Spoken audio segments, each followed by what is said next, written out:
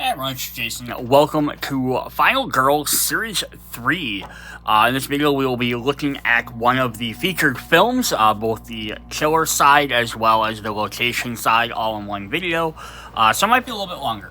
But before we jump in, I just wanted to bring up the fact is I purchased the Ultimate Box, so I have stuff in there that might later on not be included in every other thing in retail release. If you're picking this up outside the outside box, you might not have the miniatures. The Series 1, Series 2, the miniatures, for example, came in separate boxes, and then as you purchase them, you could put them in. And the epic finale cards for our killers also came in a separate, one of the prop boxes instead. For this Ultimate Box, they included that stuff directly in the feature film boxes. So, I don't know if that's their plan for the future is to keep doing that. Or if that was just the Ultimate Box thing. So I'm just going to assume that it's going to follow Series 1 and 2, and they just, for the Ultimate Box purpose, when they packaged everything together, they included all that stuff in there, and then when they actually send these out to retail, those things will not be in there. So, I'll make sure I, just kind of re-mention that again, like, point off which is the epic finale card, as well as the miniatures, won't be in retail sets more than likely. I just wanted to throw that out there ahead of time so I don't have to repeat it again in the middle of every video. Alright, without further ado, let's hop into our feature film for this video. Alright, for this installment of File Girl, we're going The Falconwood Files, starring The Slayer, featuring Falconwood. So this is based off of Stranger Things, which I have not seen, so I don't really have any context for the movie or the characters much, but that's what The Slayer is supposed to be based off of. I know, so besides just reading it online, I looked at the font and everything, I kind of got the idea. It has good mirror dimensions and stuff like that. Then the other half, the location is Falconwood, which might also be based on that as well. This might be entirely based on that. But it has special missions you have to do, which are very interesting. So let's kind of take a look at what it says here. Something strange is happening in Falconwood. Peculiar events, missing people, the kids on bikes. All these things are found in a tiny club Falconwood. You and your friends will have to complete a mission to uncover what's really going on and discover the source of all of it. Slayer, an interdimensional creature with a mind to destroy the town you know and love, is pulling hapless victims into the mirror dimension. Will you be able to save them and put an end to the horror before it's too late? Yes, you have to do, we'll get to the location happen. We have to do special missions and stuff, so instead of just playing on the board, there's certain other things we have to do, which is a unique twist on the game. And my brain wanted immediately when I read Falconwood, and I wanted to be like, oh, I wonder if this is sort of maybe based on, X-Files, as a supernatural thing. Where you have, each episode has different missions as kind of procedural, but I maybe just at a stretch there. So we have our killer here. We have the Slayer, 4 horror, 11 health. He has 3 dark powers. Yes, is it this weird glow in the darky electrical creature? So he has, 2 attack and 2 movement to begin with. Does go up fairly decently. Has some dark powers and he gains some health. Nothing crazy right on the top there. Let's look at his rule book. We get the fun little blurb at the top. I always love these. So the font is very 80s style, which is when Stranger Things takes place. No one knows how the mirror dimension came into existence, or how the Slayer has now been able to start opening rifts to suck people in this dimension. What we do know is that the Slayer needs to be stopped, especially since it seems to have some kind of vendetta against you. So our 3 finale cards, our 3 dark power cards, our 1 dark epic power card, as well as our epic finale from the Ultimate Box, our 2 Final Girls, 16 tarot cards, 2 brand new action cards, 6 mirror dimension meeples, 4 various tokens, the mirror dimension reference card, and dimension tracker. So there's a little bit more involved in this one. Going to the mirror dimension. I gotta stop putting cards are at the edge of my table. I keep knocking them all off. So special set. Place the mirror dimension tracker near the area. Place the Final Girl and special victim tokens on our dimension, half of the dimension tracker. Add the mirror dimension victim Gray Meeples on your space. Add a mirror dimension victim on the closest edge space to the Slayer. Open a rift action. Add open the rift action to the action tableau. Alright, so we have a special list for the mirror dimension. The mirror dimension is a dark gray version of our dimension, but both represented on the same location board. Follow the following rules. Slayer only moves in the mirror dimension unless otherwise specified otherwise. Victims in our dimension are represented by yellow meeples, and victims in the mirror dimension are represented by gray meeples. So we are going to get 6 of these little gray meeples to represent them, so we can tell them apart very quickly. The dimension, you and any special victims are currently indicated by the token on the dimensional tracker. A token in the upper half means characters in our dimension. Token on the lower half means the lower dimension. So I'm going to look at that really quick before we dive into too much more. So we're going to have this dimensional tracker card, red and blue. And on each side says, our dimension, yellow victims will follow you. If you're on the mirror dimension, the gray meeples will follow you. If you're in the mirror dimension during your upkeep phase, you lose a health. So then we'll have these special 4 tokens. So basically, if we start off in the R dimension, we have any of these. If I start up there, the Final Girl, and if you're playing as any of the special victims up here, they start up there as well. And then if they move to the mirror dimension, then you move their card down here. So you know which one they are, because that way you don't have 2 meeples that represent them. Whereas the other ones, if I have a yellow one that moves to the other area, I flop them out for a gray one. Just want to kind of point that out right away so we kind of understand how that works. Okay, no movements rules apply, however, only victims in your current dimension will follow you. A victim can only be saved when both you and the victim are at an exit space in our dimension. Item spots can be interactive in both dimensions. For simplicity, tokens on spaces, locations, and affecting generals apply to both dimensions unless the dimension is specified. The token or location effect targets a victim in the space, and there are victims in both our dimensions, while the mirror dimension, our dimension are targeted first, then the mirror dimension. So what this means is let's say I'm playing and I have obviously a vehicle on the map. The vehicle is used in both spots. Or if there's, you place a booby trap, like for example on the ground, that the killer can walk into. They can walk into it regardless of which dimension they're in. So that stuff doesn't have to be in both ones. And that's, and this happens with a bunch of the different rules in the games, is that, yes, it takes you maybe thematically out of it, but sometimes rules to make the game simplified or work easier, or work together with everything, because again, this has so many moving parts and you're combining different killers and locations. Sometimes you just need to be able to, like, hey, we need to pull you out. It doesn't make sense that this van can be moved in both locations. Also, it can magically drive itself in one area to the other. But if you also have a double way to track tokens in every single item that can be placed in every single location, it might be way too much. Pulling victims into the mirror dimension. Victims can be pulled from our dimension to the mirror dimension. When you see the little double house symbol, Slayer targets the closest victim in our dimension, performs the following. For normal victims, replace the yellow with the gray meeple. All gray meeples are already on the board. The mirror dimension victim furthest from the Slayer is immediately killed. The gray meeple is then used for the new victim. So you try and pull someone, if not, you'll kill someone in the mirror dimension. For a special victim, you move their token in the mirror dimension. Panic the victim. If no victim was pulled in the mirror dimension, increase bloodlust. So at the beginning of the killer space, Slayer pulls the closest victim in the mirror dimension. Unfortunately, it's the best friend, indicated by the orange special meeple. Mike moves the token on our dimension tracker to match the victim for our dimension. Indicated best friend changes dimensions. Best friend immediately panics, rolls 4 dice, and moves the best friend in the same spot as the Slayer. So he's going to target them, then move that token down there, so like this.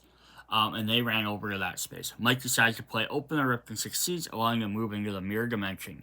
He moves his token on the dimensional tracker. To note this, he decides that the best friend is a lost cause, instead chooses to return to our dimension, brings the mirror dimension victim with him, replaces the gray elf. So, moves down here, then says, nope, I want to go back. So he goes back, takes the gray one here, makes it into a yellow one. Besides, it's not worth trying to move up there to rescue them, then try and get back down. Enter the mirror dimension. When the rifts start appearing, in awakening the power within you during the action phase, in intense mental energy, you can open a rift to the mirror dimension on your space. Resolve the open rift action special card. Special victims on your space may cross with you into the mirror dimension, but normal yellow victims cannot. When entering the mirror dimension, move associated tokens in mirror dimension half to the tracker. So you might want, for some reason, you might want to pull a guy into the mirror dimension with you. Returning. During your action phase, you may return to our dimension at any time except while in the middle of resolving action. Move your token on our dimension tracker to our dimension. Any victims in your space may also come back with you by replacing the gray meep with yellow. For special victims, move their token. If you're in the mirror dimension during your upkeep, lose a health. So there might be reasons to stand there, especially if you're trying to kill the killer. You might have to go into the mirror dimension to attack them. Or you might want to, I have the action card, you got there, I didn't quite get to this pile of victims up there. You might want to take a point of health to get closer to them and then come back on the next turn. Otherwise, you have to wait for your open rift card to come back up. To attack the Slayer, you must be in the same dimension, or use items that deal damage. The exceptions when you are attacked in our dimension and reaction cards. Targeting. The Slayer has a mental connection with you and can sense you regardless of which dimension you are in, but can only sense victims in the mirror dimension. When targeting, if it chooses either, the Slayer will target a victim in the mirror dimension or you, whichever is closer. Note, if the Slayer is attacking on a space with only you and other victims in our dimension, Slayer will attack you, ignoring the victims in our dimension. When targeting a victim, will target the closest mirror dimension. If none, it will instead resolve one. Ignore the rest of that killer's action and continue resolving the rest of the terror card. So if it's not targeting you, only targeting a victim, it will try and kill whoever's closest.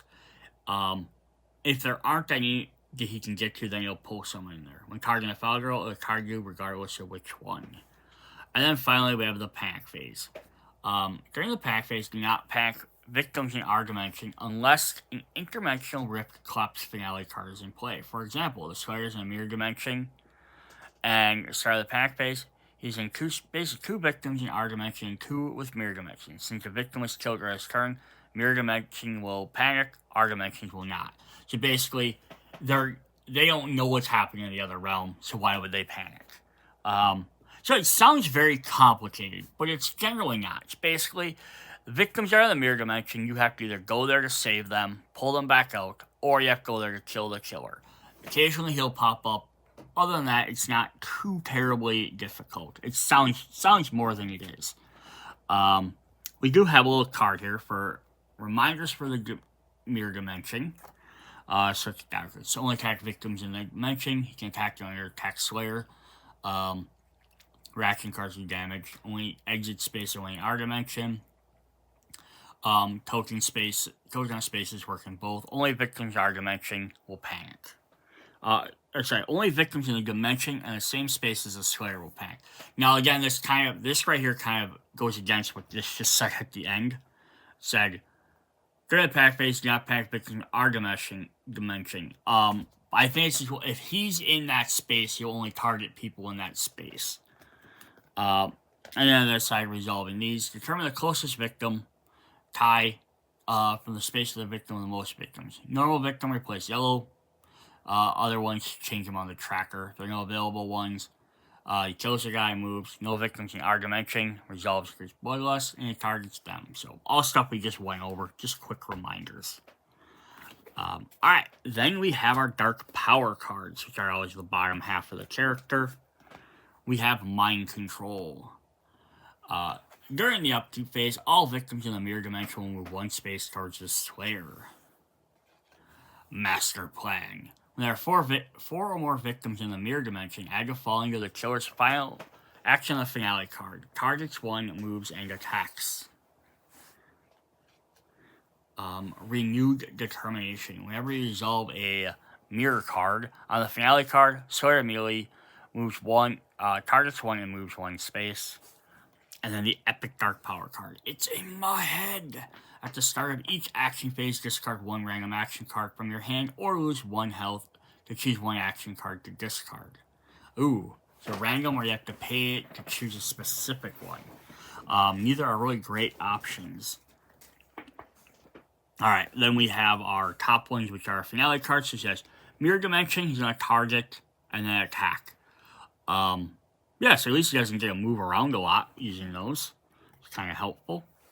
We have Let's Finish This. So then, it flips over. Now, when these flip over, now you just start moving around. So, Mirror Dimension, target, move, double attack. Interdimensional Rift Collapse. So, target 1, move, double attack. When revealed, everyone in the Mirror Dimension loses health and returns to our dimension. Slayers entered our dimension to now attack targets in our dimension. But he kills everyone in there. Welcome to my world. Mirror Dimension. Target, move, attack, and then horror goes up. When revealed, repeat the Mirror Dimension action until no victims remain in our dimension. And then the Ultimate Box Epic Finale. Your time is up. Mirror Dimension, target the Final Girl, move, double attack. When revealed, increase bloodlust to the max. So, just directly going after you. Cool. So let's take a look at, we have our 2 copies of Open Rift cards. You can back up just a bit there. So go to the Mirror Dimension, special victims you may follow. Go to the Mirror Dimension, special victims you may follow. But lose a time. Go to the Mirror Dimension, special victims you may follow. Lose a health, lose 2 times, or just end your turn. This really takes a lot out of me. So hopefully, she said, why would you ever want to bring a special victim with you? Because a lot of them have extra abilities. That's the reason why. They might have, hey, while you're with them, you can draw an extra item card, or roll an extra die, or bring an extra person with you. Or there might be some that are the opposite thing of being, hey, when they're with you, they're annoying and they're just going to follow you around. And they're stuck with you and they're causing you issues. We've had some guys like that as well. So that's why they kind of have that on there, that they can follow you around, because you might want their benefit or you might be stuck with their negativeness. But we get both of those. Let's see what our 2 final girls do. We're going to start with Janelle, who has 5 health. So when you rescue, she has reduce horror, move a space, take a guard, and gain a health. Her ultimate abilities. So this is kind of cool. I always like how the final girls have very similar ideas or mechanics. So place a tracking marker on the 0 value.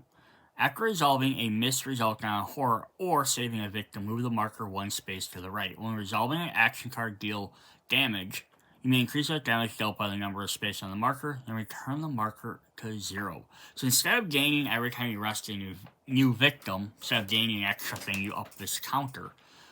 She can easily do up to 5. Not easily, but she can potentially do up to 5. But at least missing gives you a little bit of a rush to give you a bonus. But in saving victims helps too. So it's going to be very clutch later on. Then we have Octavia. Move a space. Reduce horror or take an action card up 2 times. Also a 5 health. And she also has a tracking meter on hers. She has placed a tracking marker on the 0 value. After resolving a miss resulting on a horror or saving a victim, move the marker 1 space to the right. When you are about to receive damage, you may reduce the number on the space. Reduce it by the number on the space on the marker and then return the marker to 0. So the 1 gets basically a big giant attack boost. But it's 1 time. You use it, then it uses it all up, even if you don't need it. You only needed to do 2 damage to someone, because maybe it's a special bystander that's trying to attack you, or a minion. Or if there's multiple killers out there, you only need to do 2 damage or 3 damage, you might end up wasting some of it.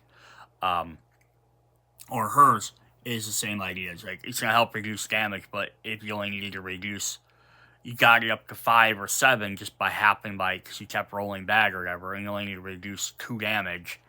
You kind of waste it because now you have to build it back up. But yeah, very interesting abilities as well. Alright, then we have our terror cards. So let's see what we're fighting against in here.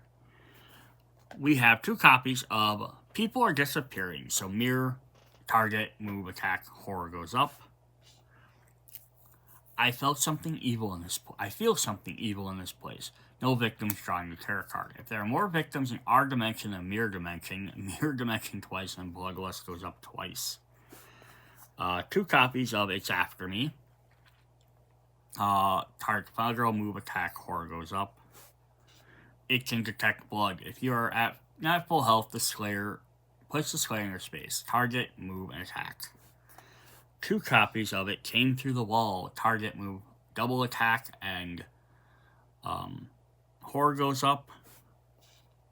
Hyperdimensional travel. Well, there are no target, double move, attack. If there are no victims in the mirror dimension, ignore the rest of this card. Otherwise, place the Slayer with the furthest victim in the mirror dimension, and he targets and attacks him. The sky turns black. If there are no victims in the mirror dimension, discard this and draw a new tarot card. Panic all victims in the mirror dimension. Any victim in the Slayer space or adjacent spaces are killed. So many are gone. No victims, draw a new card. There are 4 more victims in the mirror dimension. Horror goes up, targets a victim, moves, and attacks. What is this place? If there are no victims, draw a new tarot card. If there are victims in our dimension, resolve a mirror dimension on the first victim instead of the closest. And then target them, move, and attack. This place is dark and cold. No victims, draw a new tarot card. If there are special victims in our dimension, resolve a mirror dimension on the furthest special victim. Target them, move, and attack. His dark powers, interdimensional focus. And he starts with 11 health, so he's going to get 2 extra health from this one. When resolving a mirror on the finale card, immediately resolve it a second time. Zealous attacks, increase the Slayer's attack value by 1. And interdimensional interference. When you lose health from opening a rift or from being in a mirror dimension, you're upkeep losing additional health. So you can gain up to 6 extra health, which is going to, especially because you have to be in that dimension to take him out. That's going to make him a little bit trickier to take out. But still fun nonetheless. Alright, so now we're going to look at our secret envelopes. So if we win, we get their special items for each of the final girls. So for Janelle, we are going to get her swing shot. More distance and power equals more pain. So 1 to 2 range, 2 damage, double-handed, but 3 uses. The swing shot may only modify weak or furious strike. Do not discard a swing shot after 3 uses. You may remove a search card in your hand from the game to replenish the item's uses. Ooh, that's cool. So like later on in the game, you're like, I really don't need to find more items. You can discard it to add another one. That's almost an ability I almost wish was like a general game effect.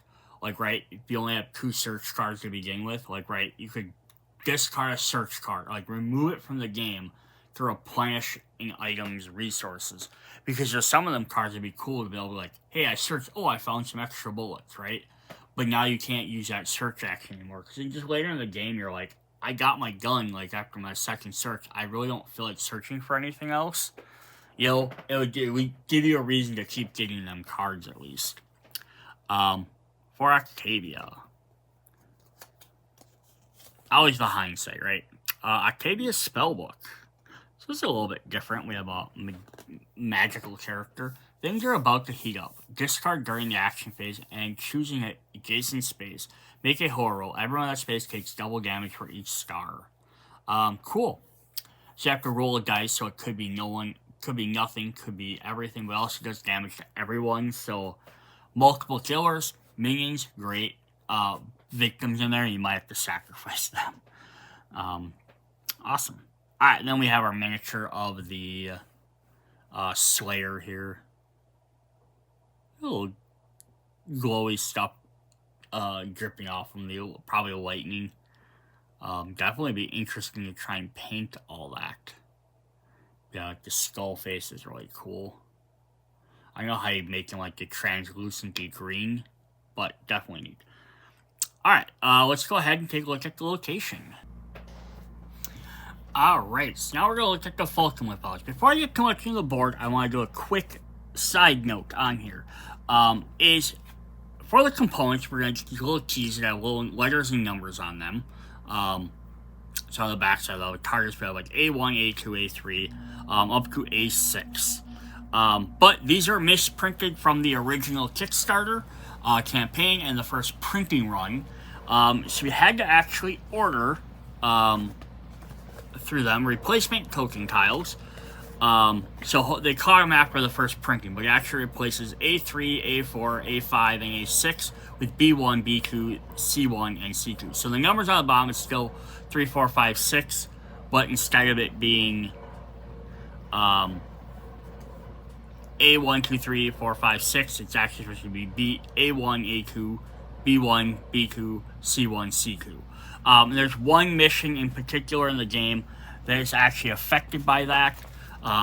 So if you get one of the earlier versions of the game, or you pick this up as a Kickstarter Ultimate Bundle, pick it up for your store, contact Van Ryder Games to see if they'll send you a replacement if it doesn't already come with it. If you're picking this up at a store, make sure you ask them, especially again the Ultimate box, because that might have been one of the original releases, to make sure that the updated tokens are in there, or there's something that says it's a second printing, something like that. Just so you have the correct tiles for the one game. So like 95% of this won't matter. It's actually a little 5% that one particular mission that'll make the difference. But I just want a heads up into that. I don't usually show off tokens ahead of time, but so that way if you're looking for that information, if you're like, hey, it doesn't seem to add up. Alright, so Falconwood, we have government labs, police stations, and a shopping mall. So we're going back to a full location. We've had a bunch of stuff where we had some locations that are like inside a mall, and we've had like specifically like the warehouse and some of the things. We get back to the big old world. So we have a lot of interconnecting areas here. So we have a little 4-round over here, but then they even connect up into here. This splits off into multiple. Like nothing's really kind of out by itself. Like even like right here, it's like you have to go a little circle to get to all of these, and the same thing here, you have to go in a circle to get to these. There's a little circle, kind of a big circle there with like a little interconnecting in the middle. Big circle there. So it's a bunch of little circles, and then this kind of connects everything, but a lot of connectivity there. We have our shopping mall up here for our location, our best friend's house, we have a school, a Faghorn Forest, community pool, town fair. So usually the reference ones have stuff in them. We have our 3 different locations. Down to like looks like a quarry, a playground, and up here at this area up there. We have a government lab down here in the corner. But yeah, very cool. Makes a big, instead of just being like a regular city, this is like a full town even. And then a shopping mall and police station you can go to. So cool. Let's hop in and see what we have here. So not a lot of main rules for this one, because there's special rules. So we have, at its peak, Falconwood had a population of 16,715. That was before the government lab went into operation. Since then, stray events have been plagued in the town. Mysterious deaths, disappearances, several families have left. Many of them seem oblivious to what's going on, but not everyone. Some are adamant about exposing those behind these atrocities. So we got our 10 events, our 5 setups like normal, 9 terror cards. We get 5 friend cards, 5 mission sheets, 16 item cards, a 20-sided die, 2 mission item cards, a mission reference card, and 6 various tokens. Set aside your Survive the Hunt terror card, both mission item cards, and the friend cards. They only be used when instructed by the mission rules. For setup, randomly select a mission and follow the instructions on the mission. So, if we look at this, we are going to get 5 more sheets like this. They're going to have different missions. So we're going to have Crack the Code, Expose the Lab, Survive the Hunt, Missing Friend, and Save Your Father. And they're going to have their own little additional setups and extra rules on how to play each one. So it's kind of neat. A neat mechanic. I'm glad they didn't do this for every location, because then I'd be like, oh, it's cool that we have little extra scenarios to do. But then it would almost feel like the games aren't as random, like as easy to mix. So we'll have to kind of see how that works. But there's some extra rules on here. So special rules. The bridge refers to path on roads that cross the river, and the bridge token if it has been placed on the board. River crossing refers to the path of the blue lines that cross the river. So if it's mentioning a river crossing, it is something like that one, that one, that one. I think that's the only, or that's the bridges. And then river crossings is we actually have like these little blue lines there. So it might be something that mentions those. Yeah, so very cool. We have some different little mechanics that are going to work with that. You will not normally be able to use river crossing, but some effects will allow you to use them. Victims may follow you as normal. Enemies cannot use river crossings. These spaces connected by river crossings are not considered adjacent nor connected for the purposes of determining range. So even though you can cross through one to the other, maybe using a special mechanic or item, you can't use it to target someone in the next spot. Missions. Each mission sheet will have a specific instruction on how to set up and complete the mission. Completing the mission is mandatory to win the game. The killer can only lose their final health and reveal the final health token after the mission is complete. Any damage that would reveal the mission or killer's final health token before the mission is complete is ignored. If there are more than one killers, it only applies to the last remaining killer. So we've had some other ones that have been similar to this, where they have you have to complete this task before you can do it. This just, instead of being that one specific thing, is giving you a bunch of different options. Some cards will instruct you to gain progress or lose progress on the mission. Refer to the mission sheet for explanation how to resolve. Placing a tracking marker on the space is a reminder of the progress. And then friends.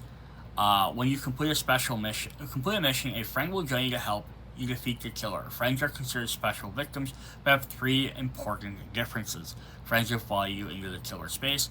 Other victims in the same space as a friend will be attacked before friends, and friends will not panic if they're in your space. And a 20-sided die, sometimes it will ask you to roll this 20-sided die. Just a normal 20-sided die, nothing extra special about it. Cool. So let's go ahead and before we even jump into the cards there, let's take a look at some of the standard. Before I get to the mission, let's take a look at some of our standard cards here. So we have our setup cards, of course, green setup cards. The little line there. So 4th of July weekend. So everyone's kind of spread out a little bit. Back to school. So yeah, we got some people again, this is our city, so we have people in the library, a couple of people in the police station, someone in the shopping mall, 3 people at the school, people making out in the forest, Halloween, so you got people up at your friend's house, up in the city there, shopping mall, some extra general spaces, election day, hanging out some of the big areas, occupied areas, and then New Year's Eve. So yeah, obviously there's some spaces that never got used or utilized too much, but they'll probably come up during the game. Okay, so we're gonna look at our event cards, because these will apply to any missions regardless. That's why I wanted to look at all of them at the same time, or right now, rather than waiting and do the mission thing. So we're going to have a hazard or caution token. Bridge repair, the bridge is out. Place the under construction token on the bridge of your choice. That bridge can only be used for the rest of the game. When spaces connected are no longer adjacent. So yeah, shutting off some areas of the game. Grand opening. Finally, I thought they'd never finish it. So we get a bridge token.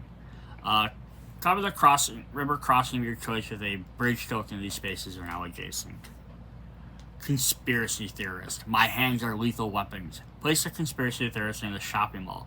The theorist will follow you into the killer space and only be attacked if there are no other victims in their space. While the theorist is in a space, when an enemy in your space attacks you or a victim, the enemy takes damage. The theorist is killed in your space, take damage. Or take a horror. Head researcher. I hate to have him as a father. Place a head researcher in the government lab. During the upkeep phase, one normal victim at the government lab is killed. Then, the closest normal victim to the government lab moves one space or closer. If the head researcher is killed, +2 bloodlust. So yeah, this is kind of one of them guys that's not helpful at all. Then we have pizza delivery. So we're going to get the little delivery van. Try out our Mary Jane pizza, the special blend of herbs. Oh, don't do that. Place the van token in your space. The token may move with you except over river crossings, as long as the van remains with you for the entire movement. One additional victim may follow you, and +2 movement or resolving actions that provide movement. However, your first move must be panicked. So you don't know where you're going, but once you're going that way, you'll go that way. And I think the idea is, the thought process there would be you're not just hijacking his van to drive around. You're following it on its delivery route. So you're going to pick it like, oh, we're going this way. And then you can just use it to move. Helping hands. You do not have to do this alone. Gain progress on the mission. Refer to the mission sheet for details. Dry spell. I've never seen it this hot. You can use all river crossings until it rains. At the start of the action phase, roll 1d20. On 1 to 4 it rains and you discard this card. 1 to 4, wow. Out of a 20-sided die. If it's like a 6-sided die, that would be sucky, but Freaks and geeks, they're just afraid of you because you're different. One less victim will follow you to a minimum of 1 unless you're the special victim. And then the last one is... Oh, no, sorry, we got one more after this. We have Game of Chance. Ugh, more dice rolling. Choose how many red dice you want to roll, max of 6. Then roll them along with the d20. If the total value of if the dice is less than or equal to the number on the d20, 2 horror go up. If the total on the number of dice is greater than the value of the d20, apply the following effects based on how many dice you rolled. Oh, interesting, because again, 20-sided versus 6. So you're like the best if you got all 6 at double stars. That's only 12. So you have to roll higher than a 12. So either minus 2 times, minus 5, plus 4 times, plus 3 times, or plus 1 time, plus 3 times, minus 3 horror, or minus 6 horror. So basically, the less dice you roll and the worse the d20 is. That's very risky. And a panic break. Is there a sale at Kmart? Oh, well, a Kmart reference. Lose 2 time when crossing a bridge. Alright, then we're going to look at our item cards. So we get a good old army knife. We always get a knife in almost every set, so... I think this was used in NAM. A wooden bat. I wish it had some nails. 0 does 1 damage, takes 2 hands. An AK-47, Soviet workmanship at its finest. Range 0 to 1, damage with an asterisk. 2 uses. The AK-47 cannot modify an action card and must be used without one. Once per action phase, spent up to 3 times, you deal 3 damage to 1 enemy within range, or 1 damage to all enemies within range. Okay, so kind of like targeting straight towards one guy, or shooting everybody. A trash can leg. This is better than nothing. 3 uses, ignore the damage. The axe. I've chopped wood before, so I'm sure I can chop a limb. 2 damage for 2 hands. First aid. Everyone should have one in their car. Every time you use an action card to recover health, recover an additional health. The pool noodle. I wanted a water wiggle, but my parents had heard water woggle. It may use to cross river crossings, but only 1 victim may follow you. The slingshot, so the lesser version of the Final Girls special item. With good aim, this can blind someone or something. 3 uses. Slingshot may modify weak attacks or fear strike. Do not discard slingshot after 3 uses. You may remove a search card from your item to replenish this item's uses. The lucky dragon foot. Is that really a dragon's foot? Discard during action phase to roll a d20. Choose from the effects below based on your result. You can choose the same effect multiple times. So 0 or 1 to 5, choose 1. 6 to 10, choose 2. 11 to 15, choose 3. And 16 to 20, choose 4. So either time up 2, gain a health, reduce a horror, or move a space. That's actually pretty good. Waffles. Lego my waffle-o. Definitely Stranger Things reference there. Discard during the action phase and choose one of the following. Reduce horror or gain 2 health. The shock stick. Those poor cows. Whenever you damage an enemy, they move them to an adjacent space. Binoculars, not just for bird watching. Once per turn, while at or adjacent to an item space, spend 1 time to go to the top 2 cards of the item space deck. Return each card to the bottom or top of the deck in any order. Dragon's Breath. Strap a few of these babies together and you got yourself a stick of dynamite. Discard during the action phase to deal 3 damage to an enemy in your space or an adjacent space. The Flamethrower. Hey, asshole, eat this. 1 range, 1 damage, asterisk. There's 2 uses. This must be kept in your hands and may not have any items in your backpack. Maybe used once per action phase to deal damage equal to half the killer's current health, run it down, or to kill all minions in your space. It's super powerful, but it costs you a lot of uses. Shotgun. For more than just shooting birds, but avoid using it at close range. 2 uses. Shotgun cannot modify an action card, must be used without one. Spend 1 time to make a horror roll. 1 star, deal 3 damage to 1 enemy within range. And then the last one is the old revolver. Nana taught me how to use one of these. Old revolver may only modify weak actions. Alright, so those are what we have for the base stuff. We do have some of the files, other things over. Before we do that, though, let's look at our tarot cards. Again, kind of the more generalized stuff, and then we'll look at this specifically the missions. And we'll see how those all work. So we have, this indecision bug me. Choose one. Lose mission products for the mission, discard a random item, or gain 2 horror, and then draw a new event. Retreat. Place the killer in space. Roll a d20 3 times and do the following results for each. Targets the final growing attacks, or no effect. If you were attacked, gain bloodlust. Not attacked, bloodlust goes up. Never-ending attacks. There are no victims, draw a new tarot card. Target victim, move attack. Target victim, move and attack. Will you keep changing in the changing room the whole time? Place 2 new victims in the community pool, draw a new event. You scared the crap out of me. Place 2 new victims in the Fanghorn Forest. Horror, draw an event. Code blue. Target, move, double attack, horror goes up. I saw them leaving the makeout closet. Place 2 new victims in the school. Which makes sense. You're getting a lot of victims because we're in a town. So more victims might be hiding or you might not have seen them. Versus if we're playing like a small location, it's like, oh, we're inside like this building. Like, right, and we have different rooms, or like the warehouse. Like, there's not just random people are gonna show up. Run up that hill. Target the final girl, double move, attack, and then horror goes up. And the last one is survive the hunt, which is actually a special one, which just has a regular terror. It says, if other effects cause to be discarded, resolve this card's effect for distance. Start survive the hunt mission. Refer to the mission rules for what to do next. This tarot card should only be present in the tarot deck if survive the hunt mission was chosen at the start of the game. So, why don't we start by looking at that one?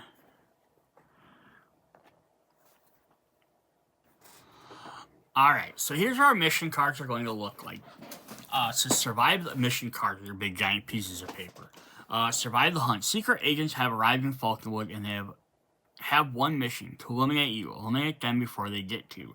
Additional component. Use the 4 agent tokens. So we're going to get 4 agent tokens. On the backs, they always have the little icons for the sect. The kind scientist friend card. So we'll look at that one. And the telekinesis item card. Setup. Place a kind scientist friend card on a telekinesis card mission item near the play area. Place a 4 agent token near the play area. Build a terror deck with 1 less terror card, and then shuffle survive the hunt terror card with the first 7 terror cards so that it is one of the top 8. So yeah, so that's how our setup is. And then we have what do we need to do. When the Survive the Hunt tarot card is revealed, place the 4 agent tokens in the following spaces: Town Square, Shopping Mall, Government Lab, and Best Friend's House. Agents are not considered minions, but the rules for attacking them are the same as for attacking minions. Agents have 1 health, movement of 2, and attack of 2. Each agent performs the following action at the end of each killer phase: Final Girl, move, and attack. During the panic phase, victims in the agent space will panic. The mission is complete when all agents are killed. Place a kind scientist on your space. Take the telekinesis mission item card, recover 3 health, and reduce 2 horror. So basically, if you survive, you gain some extra bonuses. So the scientist is going to help you take out. Basically, it's like, hey, we did something and apparently granted you telekinesis, and now you can use that versus the killer. So you have gaining process. If the mission has already started, kill 1 agent of your choice. If it hasn't started, when you start the mission, start 3 agents instead of 4. You may choose to remove which agents to remove. So yeah, put a token on here if you want to keep track of that. And then losing progress, agents now have an attack value of 3. So if you get whichever one, they're going to make that. Cool. So then we have item mission and a friend card. So let's look at our item card quick. We're going to have telekinesis. Think of angering, hurtful memories to channel your power. When 2 uses. When attacking, lose health and ignore all damage. When attacked, lose health to ignore all damage. Then move the enemy who attacked you to the adjacent space and deal damage to them. This item is not considered a backpack, but may be kept there if it is not in your hand. When attacked, lose health to ignore all damage.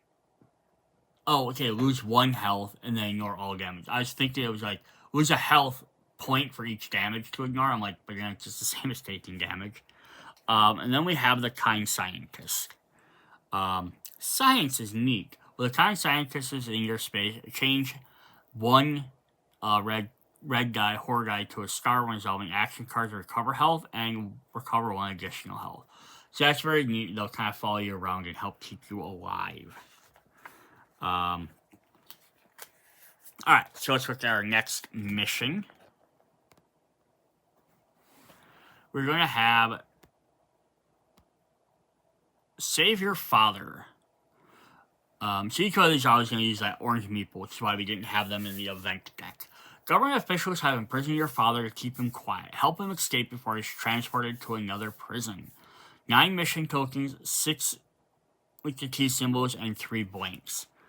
So we'll have our 3 blank ones here. And then now this one is just going to use the numbers on the bottom. 1 through 6, and just basically the keys. So it doesn't even care if you're using the original version with the all A's, because it's just trying to keep track of the keys for them. But obviously once you replace these, like I said in the beginning, you can just toss the other ones out. You don't really need them anymore. Place the Adopt Your Father friend card near player. Separate 3 blank tokens and place them face down in the play area, or in a bag or an opaque cup. For the remaining mission,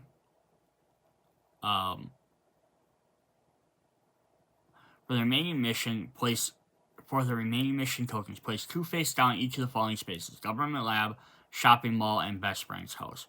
For this mission, you'll be using the key symbol on the mission card. So, you're only worried about the key part. So, like here, they're showing all the A's, which is technically incorrect for the tokens we should have, which is probably what someone checked. They looked at this and saw that.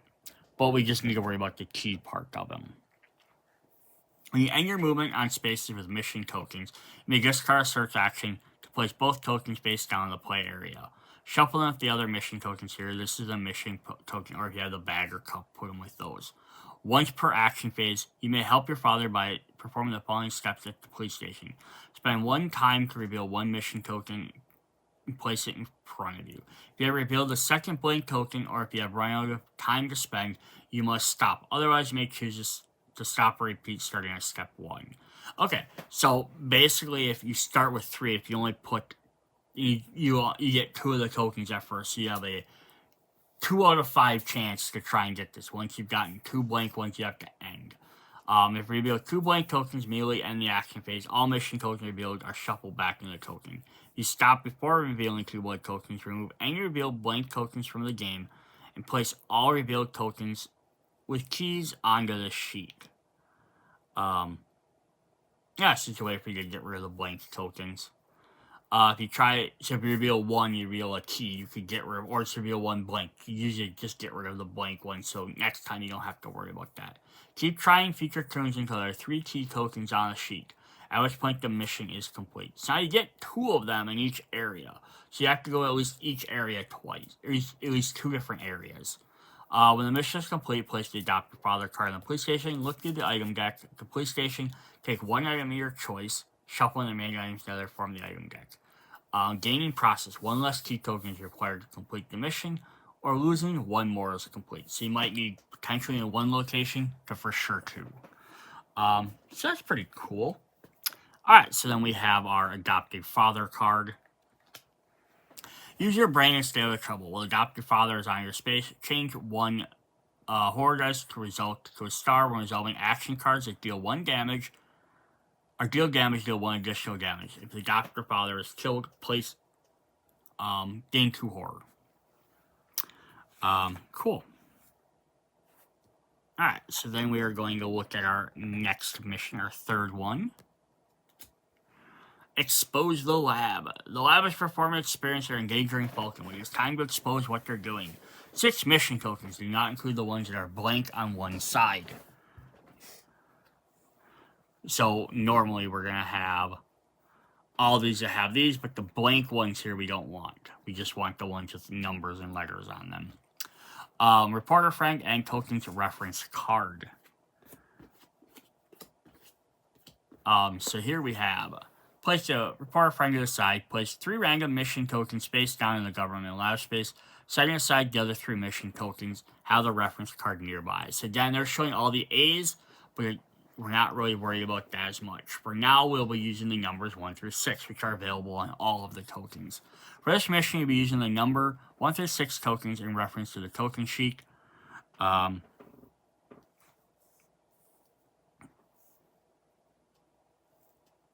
Reference token sheet of the map to the location board. Okay. So far, everything can be used whether you have the updated tokens or not. Expose the lab. Reveal the first mission token when you enter the government lab. They'll have a number of 1 to 6 on a corresponding space on the board. The token's reference sheet will show you correspond to which space. Place the mission token face up on the space indicated by the number. Only the revealed mission token may be... Only 1 revealed mission token can be on the board at a time. When you end your movement on a space with a revealed mission token, you may discard a search action to retrieve the token and place it on the sheet. Then immediately reveal the next mission token in the government lab and place in a corresponding space. Repeating the other 3 mission tokens on the sheet. The mission is complete when you end your movement at the police station and discard 3 mission tokens. Place a reporter at the police station and look through the item deck, find the 2 item cards of your choice, shuffle the remaining into the deck. Gaining progress. 1 less mission is required. Or losing progress, add a 4th mission token in the government lab. An additional mission token needs to be retrieved and discard the police station to complete it. So, okay, so this is kind of like the last one, but this one you have to go to the lab, and then it's going to show you where the trail is. You have to find that, and then go to the next one. So if we look at our card here, it's going to say, so if we have the 1, go to the best friend's house. If you have 4, go to Falconwood Forest. Since we're only using 3, you can't preemptively know which areas to go to and kind of be like, oh, okay, I got the 3rd one. I know it's going to be this one, because you don't know which spots you're going to be at, so you could be all over the place. Very cool. It's a neat mechanic. Then we have the reporter. I'll ask for forgiveness later. With the reporter in space, change 1 die roll to a star. When resolving search actions, you may draw 1 additional item card. While the reporter is in play, reveal the top card of all item decks. Very neat. Alright, for our 4th mission, we have Crack the Code. The spies are in Falconwood are communicating in code. Crack the code to follow their plan. So 6 mission tokens, do not include the blank ones, got that friend, and the D20. Place your got that friend near the play area. Shuffle the 6 mission tokens around. Place 1 face down in each of the namespaces that aren't item spaces. First mission will be 1 through 6. So again, base tokens don't matter. Now you can kind of see why someone made the mistake, because we've had, of the 4 missions, 3 of them have shown A1 through 6, so clearly that's where the mistake came in, because, like, if they're all showing that number, why would anyone think they had to be different numbers, if they're double-checking that stuff. When you end your movement on space with mission tokens, you may spend time to reveal and place a token on the sheet. Tokens all the value from 1 to 6. During the action phase, you may try to crack the code by performing the following steps while at the shopping mall. Spend 3 times to roll a d20. Add the value of all mission tokens on the sheet to the value of the die. If the total is less than 20, you fail to crack the code, and will have to try again, either this turn if you have time to spend or on a future turn. The mission is complete when the total is greater than the equal 20. Place a jockey at the shopping mall. Search for an item deck to take 1 there. Gaining progress. Reveal a mission token of your choice and place it on the sheet. And losing progress, place the highest value mission token on the sheet back in the location board and the space furthest from you. Okay, at least that's not so terrible. Other than worse, they said remove one of the tokens. If you like lost the 6. But yeah, so it's kind of a neat one as well. Like you have to find it and then you have to spend 3 to roll it. So if you even have the 1 token, you could roll a 19 and still win this off of 1 try. If you have the 6, you only need to roll a 14. So it makes it a lot easier. So depending on which one you get, but you don't know which ones they're going to be. The only other thing is there's a couple of other cards, like one other character. I think Carolyn might have the ability. And I think there might be one of the signature action cards that lets you look at unknown information. That would actually make a thing like these things a lot easier if you have the ability to flip them tokens ahead of time. That would be pretty interesting. Alright, so we just get the Jocket for this one. Nothing extra special. So as well, the Jocket is in your space, change 1 horror guide to a star resolving action cards that provide movement. Any additional victim may follow you. You may use river crossings with the Jocket.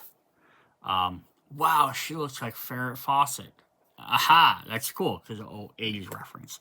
Alright, so then for our last and final mission, which this one you will have to have the updated token spore, which again, they do show the wrong ones on the picture, so that doesn't help. They say your friend died, but it's a lie. Look for clues to find your friend. 6 mission tokens do not include the blank one's best friend card, spellbook item card, token reference. Place the best friend and a spellbook aside. Place the 6 mission tokens. Randomly place 1 face down in each of the 6 named locations. Alright, so then we have, for this mission, you will be using the letter number combinations, A1, for example, to reference the card's meanings. Alright, so if we flip this over, we have, when you spend your movement spaces of tokens, you may spend 1 time to reveal the token. Tokens will have a letter A, B, or C with a number 1 or 2 next to it. On the token reference, explain what letter and number the combination means. Reveal a token with a letter that has been previously placed on a sheet, discard it. Otherwise, place the token on the sheet. This is why we can't have all just A's, because if you already did A, now you need to find a B or a C to do it. That was the only problem they had. Otherwise, it was just like referencing where they went. It wouldn't have mattered. When there are 3 tokens on the sheet, one with A, B, and C, their clues will identify a unique space on the board. Tokens A1, B1, and C1 identify the library. Place the best friend on the side of the identified space. Enemies and all effects ignore the best friend while the meeple is on its side. You may go to that space and discard any action card that recovers health. Short rest to revive the best friend. Scan the meeple up and complete this mission. The best friend is now available for you. The spellbook mission and reduce horror to 0. So gain progress. Reveal the mission token of your choice and place it on the sheet or discard it if it's a duplicate letter. Losing. Turn 1 mission token on a sheet back to the location furthest from you. Spaces in the blue portion of the map are located in northern Falconwood. Spaces in the red portion are in southern Falconwood. So, for that, I'm just going to zoom back out here for a sec.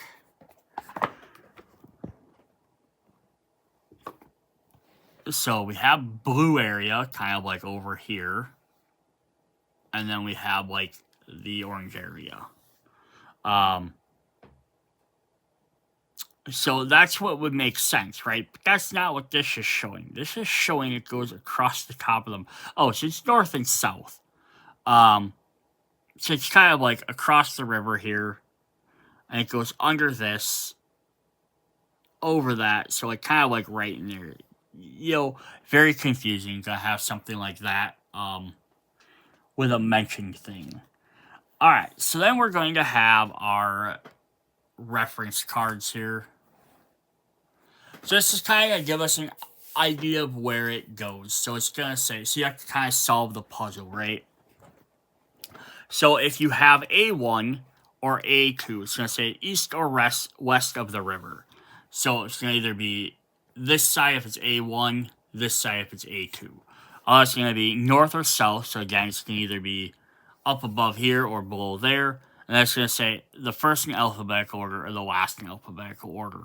So that's going to kind of be, so if we've indicated that it's, in the north half, east side, so that means it's going to be one of these locations, and that's going to either be, one of the named locations, obviously. So it's going to be either first or second. The same thing if you get to the bottom of the river, this corner is going to be one of these two. Or it's going to be one of these two. Or the top one, this is where it'll get a little bit trickier. It's because it could be one of these three. So it'll never be the police station. It'll be a shopping mall or the library. Because the police station would be in between those. It's a very interesting kind of way to figure out where stuff goes. Then we are going to get our spellbook item card. Holy shit, I didn't think that would actually work. Discard during an action phase. To choose an adjacent space, roll the d20. Everyone in space takes 1 damage based on the result. So 2, 4, or 8 damage. And then lastly, we have the best friend. Friends look out for each other. Well, best friends are in space. Horror levels cannot go up for any reason. If best friends killed, horror goes up 4. Alright, then the very last thing we have for this is we have our van meeple. Little pizza van. Little pizza guy on top. Pizza on the surfboard, of course, because it's, they didn't mirror that image. It's kind of funny. Maybe they did. Nope, same thing. Yeah, it's Surfer Boy Pizza from Stranger Things. It's kind of a reference there. Very, very cool. Alright, so that is what we have for the Falconwood Files. So yeah, the Slayer is going to be very interesting, just with moving guys in and out and depending on your location. We've had similar things with that, with like the Nightmare Realm and Hellscape things and different locations you have to be in certain areas. But yeah, this is kind of a different idea for that. And then the Falconwood Files, just adding the extra little mini missions you have to do. Not optional, but you have to do them. If they're just 100% optional, that'd be different. But, yeah, you have to complete these before you can take out the killer. So that means you have to be navigating and moving around the board. You can at least be damaging the killer the entire time. You just can't finish them off. So different killers in there are going to make this a little bit more interesting. But getting that friend at the end could be a very big bonus. And they have some really neat effects, because each one gives you a different thing. And the fact they're tied to the missions is interesting. Like, they would just be like, here's a mission, and then draw a random friend. Like, okay, like, I don't know which one I'm going to get. Here you know specifically which one you're going to get. So you could kind of, if you want to make the game easier or harder on yourself, you could pick a specific mission for a specific killer. Like, if you know that, like, you need to find certain items to be able to take over the killer, having the one that has lets you do extra search actions is definitely going to be better, more beneficial for you to play. So you might choose that as a mission. And that you could kind of play around that way if you like. But yeah, definitely interesting to play as. I do like the idea of the friend cards. Because to be, again, I always look at these games as your solo game, own customizable stuff.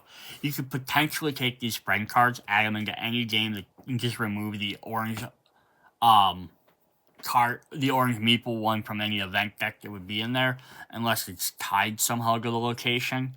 And basically, beginning of the game, hey, I can draw a friend card, and I can have this person can follow me around, give me an extra bonus for the entire game if you want to make it a little bit easier for you.